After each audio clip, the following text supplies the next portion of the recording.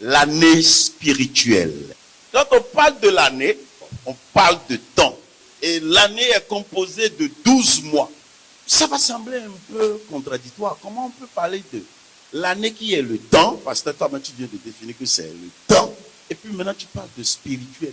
Un être physique comme ça a aussi sa personne spirituelle. Alors si un être physique comme ça a aussi sa personne spirituelle, ça veut dire qu'une année physique peut aussi avoir celle qui est spirituelle. Et ce qui va nous amener à comprendre facilement l'année spirituelle, c'est que nous avons aussi l'année scolaire. Donc il y a différentes sortes d'années. Et si nous parlons de l'année spirituelle, je veux annoncer à l'église aujourd'hui à comprendre et à savoir quand est-ce que son année spirituelle commence et quand est-ce que ça finit. Parce que si tu ne connais pas le début de ton année spirituelle, peut-être que tu vas rater beaucoup de choses spirituelles.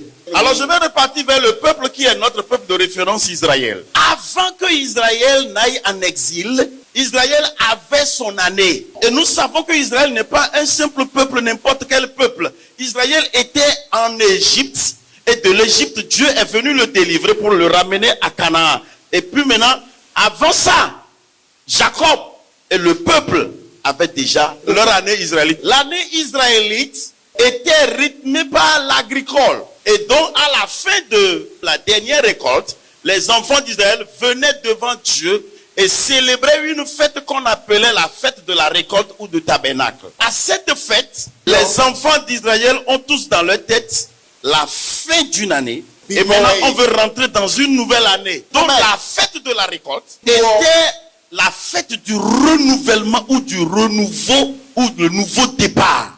Maintenant, la question que je veux poser, à laquelle je vais répondre, c'est quand le démarrage, le début de l'année spirituelle et c'est quand la fin d'une année spirituelle.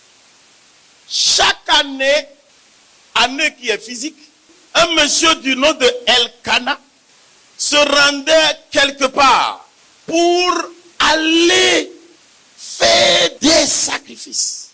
Après ces sacrifices, il quitte Silo et il rentre chez lui. Et c'est ainsi qu'il est entré dans une nouvelle année spirituelle. Il fait ce qu'on appelle le sacrifice annuel que vous pouvez interpréter, vous et moi, nous allons interpréter comme action de grâce. Et quand il fait son action de grâce qui est le sacrifice annuel, il revient maintenant pour accomplir le vœu. Une année spirituelle commence lorsqu'on fait action de grâce suivie en même temps de vœu. Une année spirituelle pour quelqu'un démarre lorsque la personne se présente devant Dieu à la fin d'une année ou au début d'une année. Je n'ai pas trop parlé d'année. Et présente action de grâce et accomplit son vœu. Nous rendons grâce à Dieu pour lui dire tout simplement notre reconnaissance pour nous avoir protégés pendant toute une année. Et cette église, comme je le dis, aussi longtemps que je serai vivant, et même après ma vie sur terre, cette église va toujours continuer. Nos actions de grâce ne seront jamais assez devant Dieu. J'ai vu des enfants qui sont venus recevoir la prière parce qu'ils ont célébré un an, mais vous avez laissé ces enfants-là venir devant Dieu les mains vides. Que voulez-vous de la part de Dieu pour ces enfants? C'est dans des cas comme ça, beaucoup plus que la Bible dit, n'apparaissez jamais devant l'Éternel les mains vides. Comment on va laisser un enfant aller devant Dieu et recevoir la grâce de vivre encore un an et puis on laisse l'enfant partir les mains vides? La Bible dit, même après les fêtes, Job prend une action de grâce au nom de tous ses enfants individuellement. Il va devant Dieu et dit, pendant leur fête, leur anniversaire, je ne sais pas ce qui s'est passé, mais je veux te dire merci et en même temps te demander s'il y a quelque chose qui va bloquer le prochain anniversaire, là, reçois ça comme action de grâce et enlève ça. Toi la maman, toi le papa, que ta pensée ne soit pas comme la pensée de ton petit garçon. Je suis sûr que parfois même c'est les enfants qui rappellent à leurs parents, dimanche prochain c'est mon anniversaire. Hein? Et tout ce qu'ils ont dans la tête, ce n'est pas pour aller dire merci à Dieu, c'est pour prendre le chocolat. Comment toi tu veux que l'Éternel Dieu garde cet enfant-là jusqu'à l'année prochaine quand tu le laisses les mains vides aller devant Dieu pour aller recevoir la grâce sans offrande?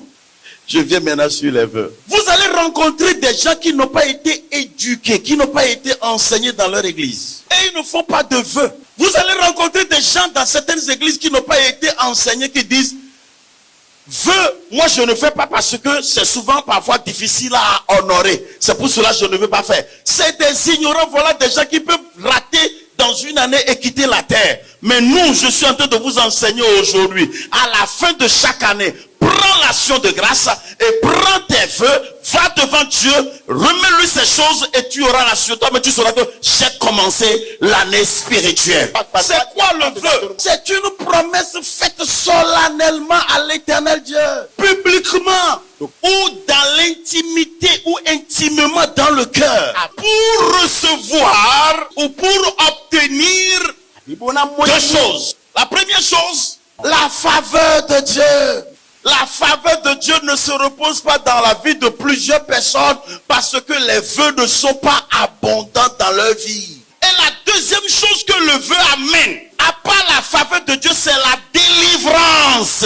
Il y a sacrifice dans sacrifice. Parce que si la Bible dit le sang de Jésus parle mieux que celui d'Abel, ça veut dire qu'il y a des sangs qu'on peut verser qui ne peuvent pas bien parler. Dieu n'a jamais souhaité nous prendre quelque chose et en faire quelque chose.